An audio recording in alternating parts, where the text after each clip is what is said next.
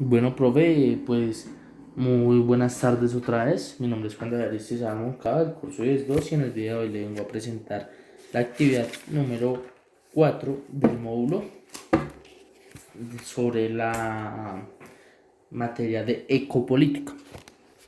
Podemos ver aquí que dice, explique con sus propias palabras cada uno de los anteriores ítems. Podemos ver aquí los 7 ítems sin ningún problema que dice. Priorizar el gasto social, educacional y de la salud.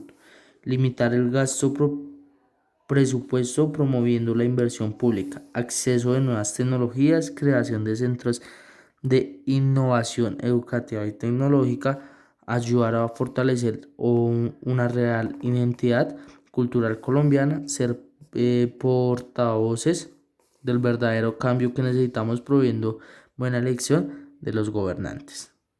Bueno, pues para empezar, yo hice estas partes en el cuaderno. La primera podemos ver que dice, eh, priorizar el gasto social, educacional y de salud. Priorizar.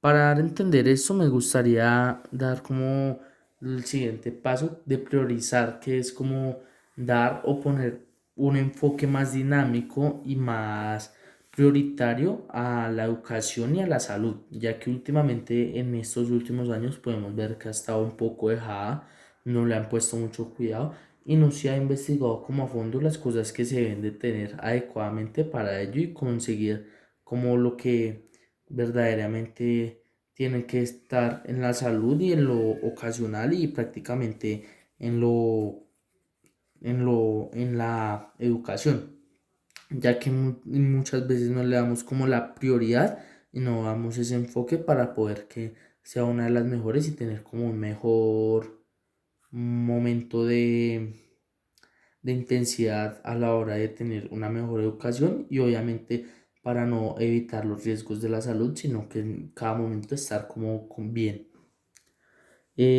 Podemos ver que el segundo dice, promover políticas de, aquí, pueden promover políticas de fomento de nuevas empresas e inversión. Podemos ver que dará enfoque a la publicidad, tener mejores relaciones y nuevas estadísticas de conocimiento técnico con base a las políticas de la empresa, dependiendo claramente que debemos de promover a la hora de actuar como una mejor inversión. Podemos ver como una mejor estadística lo que se quiere dar a conocer sobre aquella empresa y así poderla sacar a flote y no tener como tantas problemáticas a la hora de generalizar nuevos productos. Eh, Podemos ver aquí el tercero que dice, limitar el gasto presupuestario promoviendo la inversión pública. Podemos ver que dice, dar a conocer nuevos proyectos que sirvan a beneficio público y así poder entender una mejoría en todos los aspectos y no estar así como siempre en lo demacrado, sino tener nuevas ideas, nuevas ideologías y nuevos pensamientos. Por ejemplo, un parque, un hospital, mejorarlo con todo lo que más se pueda para así que lo público, las personas lo puedan disfrutar y tener como una mejor accesibilidad a ello que quieren tener y no tener como tantas consecuencias. Podemos ver que dice después en el cuarto, acceso a nuevas tecnologías, tener acceso a nuevas tecnologías eh, y poder aprovecharlas, por ejemplo, en la educación y no tener como tantas problemáticas como hoy en día lo tenemos con el wifi, computadores que ya casi no sirven y pues nos trae problemáticas. A cambio, teniendo como acceso a nuevas tecnologías, podemos desarrollar una nueva invención tecnológica. Podemos ver aquí que dice creación de centros de innovación educativa y tecnología. Eh, Podemos ver la creación como de innovaciones educativas y tecnológicas, por ejemplo, a la hora de crear como robots, tener nuevas invenciones, tener como nuevos aspectos hacia el futuro y no quedarnos en el pasado. Y tener como una base de educación que sea bien presupuestaria y tener como nuevas invenciones sobre lo que queremos hacer. Podemos ver ahí, aquí ayudar a fortalecer una real identidad cultural colombiana. La real identidad cultural colombiana es como la cultura, las comidas, todo lo que hay en Colombia que debemos dar a conocer a los demás países para que se sientan satisfechos de verdaderamente la cultura que trae Colombia, que no solamente son como como lo que se muestra, sino que fortalecer nuestro país con muchas personas para que se llenen de un buen recuerdo, por decirlo así, y que sepan que aquí la cultura es lo que más se tiene que dar de prioridad. Eh, y por último, ser portavoces de un verdadero cambio que necesitamos promoviendo una buena elección de nuestros gobernantes.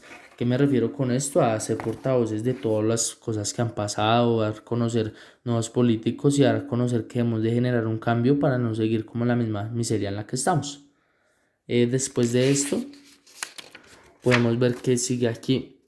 Graficar en papel milimetrado los anteriores porcentajes ubicados en la lectura sobre la distribución. Podemos ver aquí la lectura de desarrollo sostenible humano, conclusión, sobre la distribución. Podemos ver los países en desarrollo, podemos ver aquí países recién industrializados, países industriales aquellos, países petroleros ricos y países comunistas y excomunistas. Entonces pasamos aquí a mostrar la gráfica, una pequeña gráfica y un pequeño ejemplo de todos los países. En rojo podemos ver que son los países comunistas. El amarillo podemos ver que son los países, los países petroleros fijos. Podemos ver que son el azul podemos ver que son los países industriales. El cafecito podemos ver aquí que son los países recién industriales. El amarillo podemos ver que son los países en desarrollo y el morado países en subdesarrollo para dar a conocer más cosas. El país de desarrollo son los países que son siendo pobres, van acumulando capital y van desarrollando una base industrial y comercial. El país que son como recién industriales son los países que hay una amplia base industrial que se desarrolla rápidamente y el ingreso capital está creciendo a un ritmo acelerado. Los países industriales son aquellos que tienen una gran cantidad, por ejemplo, de equipo capital y en los que realiza actividades sumamente especializadas en lo que lo permite. Los países petroleros ricos son aquellos que tienen grandes ingresos y a pesar de lo hecho, son como los aspectos más influyentes en ello. Y por último, los comunistas es la población mundial que vive en países comunistas o en países que están en la transición del capitalismo. Y esto es todo, profesor José, espero que le guste.